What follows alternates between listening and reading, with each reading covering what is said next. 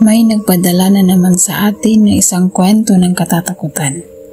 Galing ito sa isang babaeng photographer mula Samar. Isang photoshoot lang sanang inaasahan niya, pero ang hindi niya alam, ang pupuntahan niya ay hindi basta-bastang lugar. Ang lungsod na hindi matatagpuan sa mapa, ang Biringan City.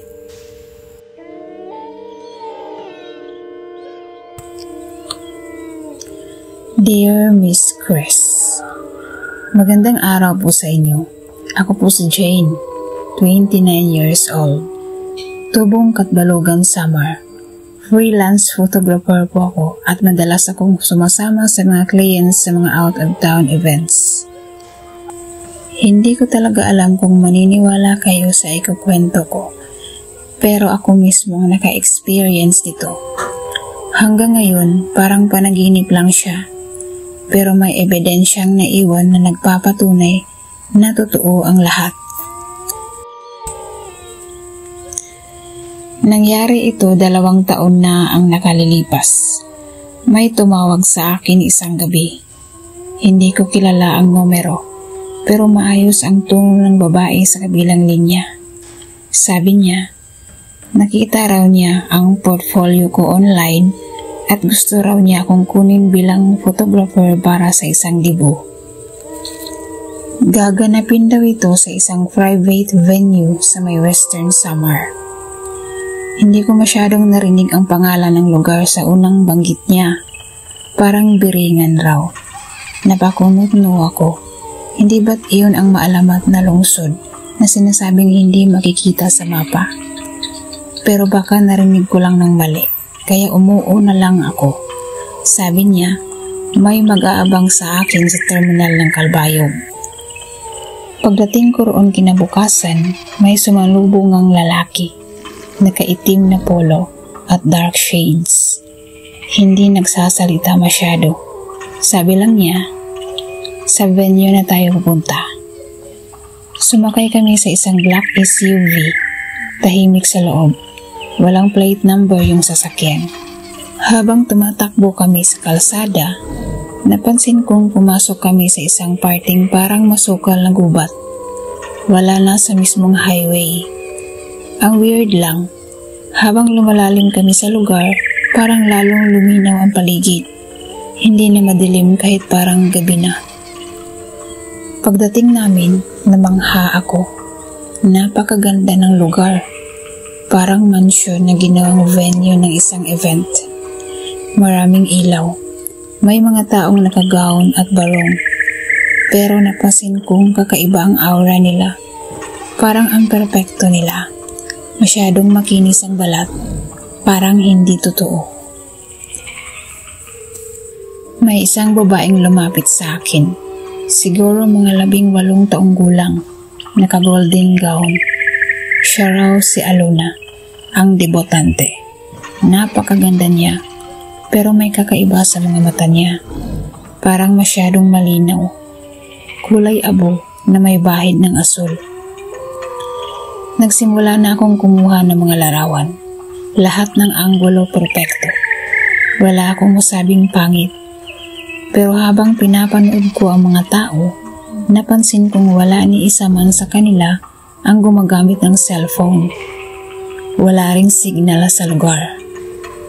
Maya-maya pa, may lumapit na matandang babae sa akin. Mahaba ang buhok, parang lula, pero ang tindig ay tuwid pa rin. Bumulong siya sa akin. Iha, huwag kang kakain ng inahalok nila. Huwag kang tatanggap kahit tubig. At bago matapos ang gabi, umalis ka na.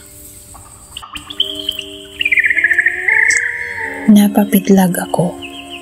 Tumingin ako sa paligid, pero wala nang matandang babae. Parang nawala lang siya bigla.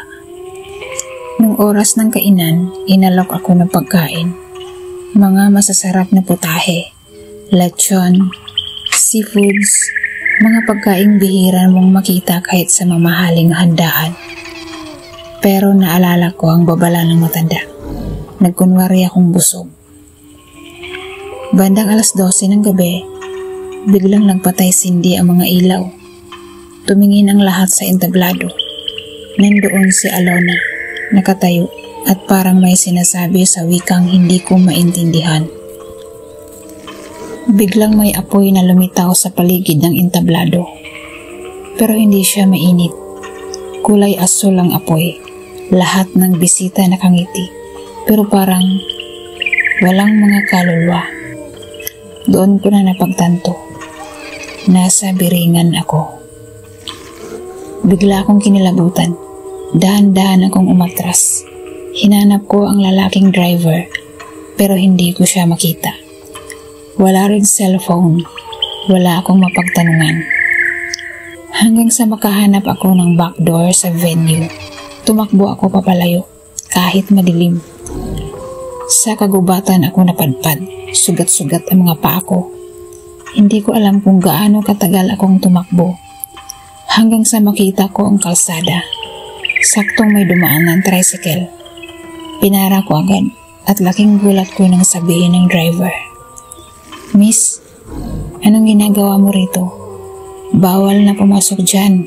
Biringan yan." Kinabukasan, pag-uwi ko sa bahay, binuksan ko agad ang kamera ko. Gusto kong burahin lahat ng nandoon. Pero halos walang laman ang memory card. Isang litrato lang ang naiwan. Ang larawan ni Alona, nakatingin diretso sa kamera. At sa likod niya ay isang itim na aninong may pulang mata. Hanggang ngayon, hindi ko alam kung bakit ako nakabalik. Pero simula noon, lagi ko nang nililinis ang lens ko ng asin tuwing kukuha ako ng picture. At hindi na ako tumatanggap ng clients na hindi ko personal nakakilala. Kung may makakabasa man ito na galing din sa Samar, siguro ay alam ninyo ang tungkol sa biringan. Hindi ko kayo hinihimok maniwala, pero kung sakaling mang may mag-alok sa inyo ng private shoot sa isang lugar na hindi kilala, magdahan-dahan kayo. Baka hindi lang trabaho ang tinatahak niyo. Baka papunta na kayo sa lungsod na hindi dapat na matagpuan. Ako po si Jay ng Katbalogan Samar at ito ang kwento ko.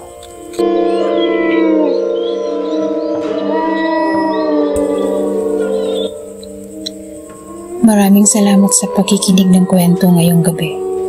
Kung nagustuhan mo ang takot, misteryo at kababalaghan, huwag kalimutang i-like, i-share at mag-subscribe. I-click na rin ang notification bell para hindi mahuli sa mga susunod na kwentong kakikilabutan mo. Hanggang sa muli, manatiling ligtas at huwag kalimutang manalangin bago matulog.